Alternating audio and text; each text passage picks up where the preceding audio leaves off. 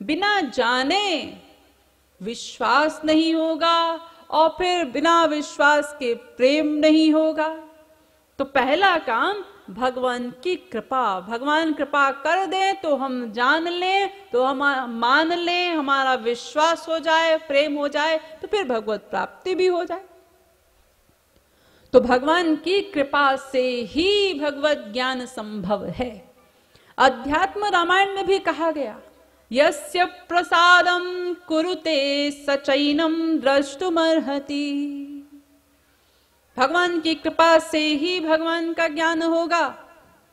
इसी प्रकार आदि जगत गुरु श्री शंकराचार्य जो बोलते थे अहम ब्रह्मास्मि, जिनका सिद्धांत है ज्ञान मार्ग का अहम ब्रह्मास्मि, वे शंकराचार्य कह रहे हैं धन्योहम कृतकृत्योहम विमुक्तोहम भवग्रहात् नित्यानंद स्वरूपोहम पूर्णोहम त्वदनुग्रहात्। मैं धन्य धन्य हो गया, कृत कृत्य हो गया, संसार सागर से पार हो गया। तो किसी ने पूछा शंकराचार्य जी कैसे? ये जो आप अहम ब्रह्मास्मि बोलते थे उससे? अरे नहीं नहीं, त्वदनुग्रहात्, उसकी कृपा से, उसकी कृपा से मैं धन्य हो गया, कृतकृत्य हो गया। देखिए वे भी मान रहे हैं। एक वेदांत का सूत्र है परातु तच्छ्रुतेह, इसका भाष्य किया शंकराचार्य जी ने, तदनुग्रह हेतु के नैव च विज्ञानेन मोक्ष सिद्धिर्भवितुमर्हति। अर्थात ये शंकराचार्य जी ने स्पष्ट किया कि जो लोग ऐसा सोचते हैं कि ज्ञान से मुक्ति हो जाती है, तो वे लोग सुन लें कि अपनी कमाई वाले ज्ञान से मुक्ति नहीं होती। यानी इस बुद्धि से बहुत ज्ञान इकट्ठा कर लिया, उससे मुक्ति नहीं होगी।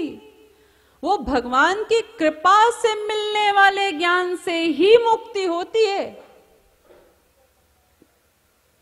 तो सब कुछ भगवान की कृपा पर निर्भर करता है। उनकी कृपा से ही उनका ज्ञान हो सकता है। अब ये सिद्धांत आप लोग समझ गए होंगे, इतने सारे प्रमाण आपको मिल गए कि बिना भगवान की कृपा के हम भगवान को नहीं जान सकते। लेकिन अब एक लेकिन भी लगा है इसमें। जब जब शास्त्र वेद कोई बात कहें तो उस बात को हम 100% मान लें, उस पर विश्वास कर लें, ऐसा हम लोगों का नेचर नहीं है। इसीलिए हम लोगों की ये हालत है कि अनंत जन्मों से हम लोग भटक रहे हैं 84 लाख में। तमाम जन्म हो चुके हमारे, तमाम महापुरुष मिले होंगे हमको, तमाम संत मिले होंगे, उन्होंने बार बार समझाया होगा, हमने समझा भी होगा, लेकिन कल्याण क्यों नहीं हुआ? क्योंकि हमने कभी भी शास्त्र की बात पर या संत की बात पर 100% विश्वास नहीं किया। जब भी शास्त्र की कोई बात सुनी या संत की बात सुनी तो सुनकर सिर तो हिलाया, हाँ जी आप ये ठीक कहते हैं, आप ये ठीक कहते हैं। उसके बाद सब कुछ ठीक ठीक चलते चलते एक ये बड़ा भयानक सा जो शब्द है ना, आप ये तो ठीक कहते हैं, ये तो ठीक कहते हैं, लेकिन ये जो एक लेकिन लगाया तो बड़े बड़े महात्माओं का प्रवचन 0/100 हो जाता है। एक लेकिन के आगे, लेकिन, किंतु, परंतु, इस एक शब्द से हम बड़े बड़े महापुरुषों को फेल कर देते। विश्वास नहीं करते कभी संत की वाणी पर, शास्त्र की बात पर। इसलिए ये हालत है हम लोगों की, इसलिए बुरे दिन हमारे जाते ही नहीं। संसार में हर जगह विश्वास करते हैं हम लोग, छोटी छोटी चीजों में विश्वास करते हैं 100%। देखिए टीवी पर आप लोग विज्ञापन देखते हैं ना, ये जानते हैं, इतनी बुद्धि रखते हैं कि सब झूठ होता है। कोई क्रीम है गोरा करने की, कोई साबुन है नहाने का, वो जैसा दिखाया जा रहा है उससे वैसा होगा नहीं, ये जानते हैं, इतनी बुद्धि रखते हैं, लेकिन फिर भी देख करके 100% विश्वास हो जाता है और बाजार से जाके वही चीज खरीद के लाते। वो विश्वास, वैसा विश्वास संत की वाणी पर, शास्त्र की वाणी पर क्यों नहीं होता कि हां इन्होंने ये कहा आज ही करना है। टीवी पर देखा तो इतना बुद्धि में विश्वास बैठ गया, आज ही ये सामान लाना है। तो फिर ऐसा विश्वास इस क्षेत्र में क्यों नहीं होता? बस यही कारण है कि इसीलिए हमारा कल्याण भी नहीं हो पाता, क्योंकि ईश्वरीय क्षेत्र में तो विश्वास के सहारे ही चल सकते हैं हम लोग। बाइबल कहती है we walk by faith not by sight. ईश्वरीय क्षेत्र में विश्वास के सहारे ही आप आगे बढ़ सकते हैं, और यहां हम विश्वास ही नहीं करते। इसलिए जब शास्त्र वेद कोई बात कहें तो उसके विरोध में कुछ लोग जरूर खड़े हो जाते हैं। जैसे अभी ये शास्त्र का सिद्धांत आया कि भगवान की कृपा से ही भगवान का ज्ञान होगा, तो इसके विरोध में भी कुछ लोग खड़े हो गए कि जी हम नहीं मानते ये सिद्धांत। तो फिर आप क्या मानते हैं? हम तो ये मानते हैं कि हम अज्ञानी हैं, हमारी बुद्धि पर अज्ञान ने अधिकार कर रखा है, और इस अज्ञान का मूल कारण माया है। माया हावी है, इसलिए हम अज्ञानी बने हैं। हाँ जी, ये बात तो सही है। तो बस फिर और क्या है? फिर तो सीधी सी बात है ना, ये माया हमारा पिंड छोड़ दे तो हमको भगवान का ज्ञान हो जाए, तो फिर हमको भगवान की कृपा का क्या करना है? हाँ जी, ये सिद्धांत तो ठीक है कि माया के कारण हम अज्ञानी हैं, माया पिंड छोड़ दे तो हम ज्ञानी हो जाएं, भगवान का ज्ञान हो जाए। लेकिन ये तो समझो कि वो माया पिंड छोड़ेगी कैसे? वो माया कोई ऐसी वैसी चीज है? मायाम तु प्रकृतिम विद्यान माइनम तु महेश्वरम। वो माया भगवान की शक्ति है, स्वाभाविक ही शक्ति। वो ऐसे ही पीछा नहीं छोड़ देगी कि हाँ तुम सोच लो कि माया पीछा छोड़ दे और माया से पीछा छूट जाए। तो फिर माया से पीछा कैसे छूटेगा? तो तुलसीदास जी ने इसका उत्तर दिया, सो दासी रघुबीर की समुझिए मिथ्या सोपी, छूटई न राम कृपा बिनु नाथ कहूं पद रोपी। बिना भगवान की कृपा के माया पीछा नहीं छोड़ेगी, इसके लिए भी भगवान की कृपा की ही आवश्यकता होगी। और कोई दूसरा मार्ग है आपके पास? हाँ जी, एक और पार्टी आई। देखिए जी, हम तो ये वेद के सिद्धांत को या रामायण के सिद्धांत को मानते ही नहीं। क्या सिद्धांत? यही कि भगवान की शक्ति है माया, हम नहीं मानते। तो आप क्या मानते हैं? हम तो ये मानते हैं कि ये जो माया है ना, ये कुछ है ही नहीं, कुछ है ही नहीं। हाँ, कुछ नहीं है ये तो केवल मन का भ्रम है, साइकोलॉजिकल आइडिया मात्र है, मन की कल्पना है, वह कुछ नहीं। और इसके लिए उदाहरण भी देते हैं अद्वैती लोग कि माया क्या है। जैसे किसी कमरे में बड़ा अंधेरा हो और वहां एक मोटी रस्सी पड़ी हो, आप उस अंधेरे कमरे में प्रवेश करिए तो उस रस्सी में अंधेरे के कारण जैसे सांप का भ्रम हो जाता है ना, सांप है नहीं लेकिन अंधेरे के कारण भ्रम हो गया, ऐसे ही अद्वैती लोग कहते हैं माया भी भ्रम है, कुछ है नहीं। तो तुलसीदास जी ने कहा कि भाई ठीक है, अगर तुम माया को भ्रम मानते हो तो ठीक है, हम तुमसे बहस नहीं करेंगे। रजत सीप महाभास जिमी जथा भानु करवारी, तदपि मृषाति हूँ काल सो भ्रम न सकई को उटारी। अगर ये भ्रम है तो इसको निकाल दो ना। अरे भाई तुम्हारी मन की कल्पना ही तो है, मन का भ्रम ही तो है, मन से निकाल दो, माया समाप्त तो हो जाएगी। तो अनादिकाल से अब तक इस भ्रम को समाप्त क्यों नहीं कर पाए?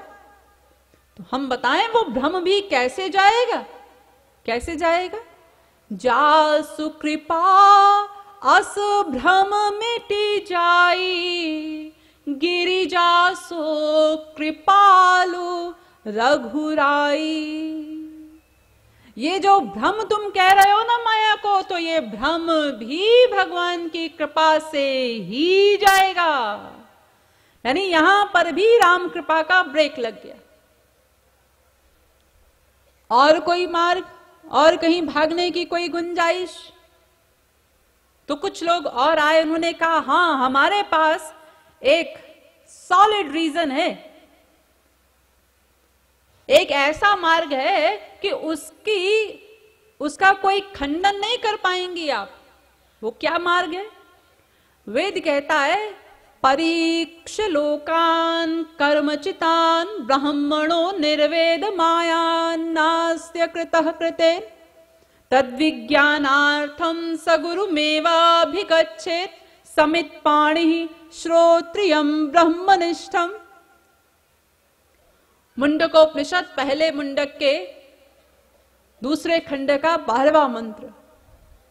ये वेद मंत्र कहता है कि अगर किसी जीव को कोई वास्तविक संत मिल जाए, श्रोत्रिय ब्रह्मनिष्ठ महापुरुष। श्रोत्रिय ब्रह्मनिष्ठ माने क्या? श्रोत्रिय माने जो समस्त शास्त्रों वेदों का ज्ञाता हो, सब शास्त्रों वेदों की पूर्ण नॉलेज हो उसको।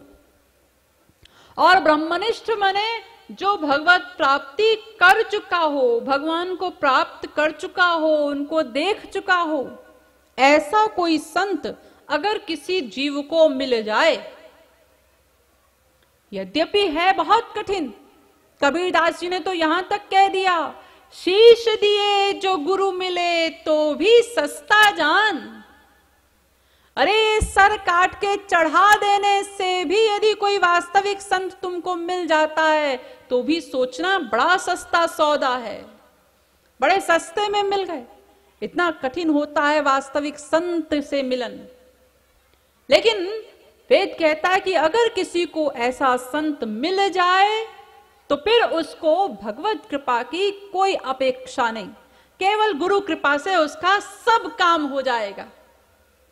वो गुरु अपनी कृपा से उसको भगवत ज्ञान, भगवत प्राप्ति सब करा देगा।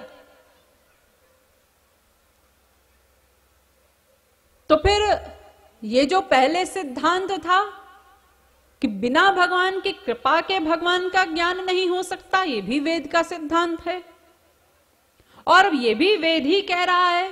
तो इनमें दोनों में क्या सही है? दोनों सही है, क्योंकि वेद के हम एक भी अक्षर पर उंगली नहीं उठा सकते कि कुछ भी गलत हो सकता है। क्योंकि आप लोग भूले ना होंगे, मैंने बताया था ना आपको कि ये वेद क्या है? भगवान के वाक्य हैं, भगवत वाणी है, इसलिए वहां कोई गलती तो हो ही नहीं सकती। दोनों बातें ठीक है। तो किसी संत के मिलन से भगवत ज्ञान हो जाएगा, ये सही है, लेकिन वो संत से मिलन कैसे होगा?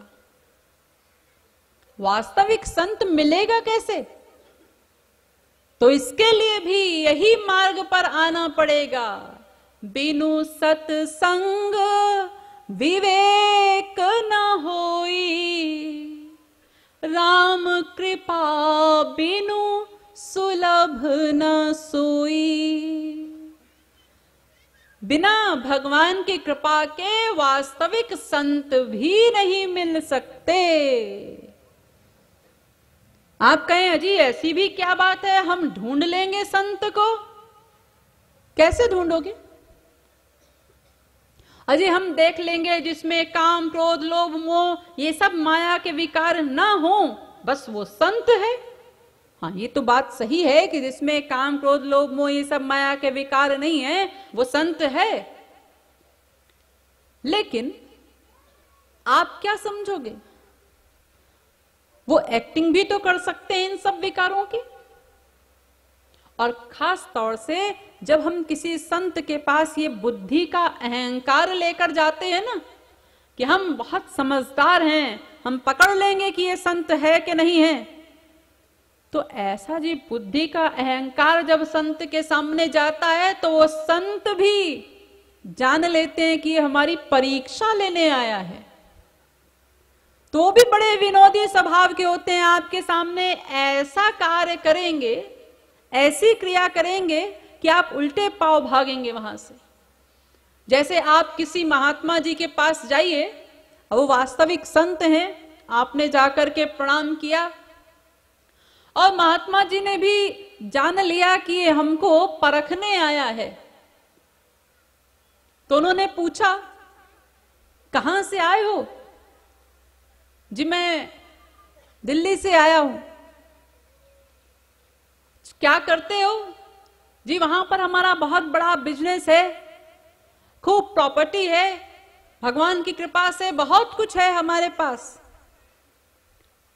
अब अगर वो महात्मा जी कह दे, अरे बेटा ये जो इतना तुमने बना लिया, इतनी प्रॉपर्टी इकट्ठी की, इतना बैंक बैलेंस, ये साथ तो जाना नहीं, ऐसा करो ये सब हमारे नाम कर दो।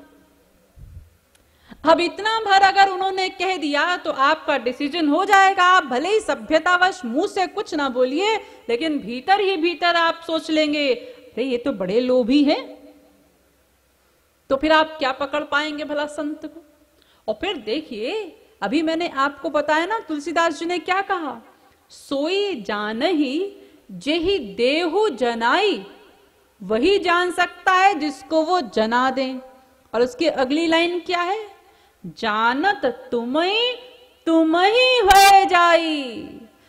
भगवान जिसके ऊपर कृपा कर दे, अपनी कृपा से जना दे, वो जान सकता है। और जान करके क्या हो जाता है, आपके समान हो जाता है। तो जैसे भगवान को समझना कठिन, ऐसे ही संत को भी समझना कठिन है। फिर दोनों का हिसाब एक हो गया। इसलिए इस बुद्धि के अहंकार से हम संत को नहीं पकड़ सकते। तो संत से मिलन भी भगवान की कृपा से ही होगा। अब मोहि भाव भरोस हनुमंता, बिनु हरि कृपा मिलहि नहीं संता। संत विशुद्ध मिलहि पुनीते ही। ये देखिए यहां पर तुलसीदास जी ने एक शब्द लिखा बीच में, संत विशुद्ध। विशुद्ध संत, दंभी पाखंडी तो बहुत मिल जाएंगे बिना ढूंढे, लेकिन विशुद्ध संत वो कैसे मिलेंगे? संत विशुद्ध मिलहि पुनीते ही, राम कृपा करे चित वही जेहि। जब द्रवहि दीन दयाल राघव, साधु संगति पाइए, तेहि दरस परस समागमादिक, पाप राशि नसाइए। तो संत से मिलन भी भगवान की कृपा से ही होगा। अब तो सारे मार्ग बंद हो गए। अब हम ऐसा नहीं सोच सकते कि हम भगवत कृपा के लिए भगवान की खुशामद क्यों करें। अब तो बिना भगवान की कृपा के कुछ हो ही नहीं सकता। तो फिर अब क्या करें? अब यही हो सकता है कि जब तक भगवान कृपा नहीं करेंगे तो हम तो कुछ कर नहीं सकते। अरे बड़े बड़े लोग नहीं जान सकते बिना भगवान की कृपा के भगवान को, तो फिर हम साधारण जीव क्या जाने। इसलिए पहला काम यह है कि भगवान कृपा करें तो फिर हम आगे बढ़े। अब अगर कोई हमसे ये कह भी दे कि अरे भाई तुमने अभी तक भगवान को जाना नहीं, तो अब आप लोग इतना तो सिद्धांत समझ ही गए होंगे ना, तो और बढ़िया उत्तर दे सकते हैं, जी हम क्या जान सकते हैं भगवान को, भगवान कृपा करेंगे तभी तो जानेंगे। इतनी सारी जो मैंने चौपाइयां सुनाई हैं आपको, दो चार तो कुछ याद भी हो गई होंगी, तो वो चौपाइयां भी कोट कर सकते हो आप कि भाई देखो बिना उनके जनाए तो कोई जान ही नहीं सकता, और बिना भगवान की कृपा के तो ब्रह्मा विष्णु शंकर भी नहीं जान सकते, तो हम कैसे जानेंगे। हम तो अब प्रतीक्षा कर रहे हैं कि जब भगवान के मूड में आ जाए, हमारे ऊपर वो कृपा कर दें, तो फिर हम आगे बढ़े, हम भगवान को जान लें। तो फिर जब तक भगवान की कृपा ना हो तब तक क्या करें, तब तक भी एक कार्य है हमारे पास। वो क्या कार्य है कि राम भरोसे खाए के और रहो खाट पर सोए, ये कर सकते हैं हम।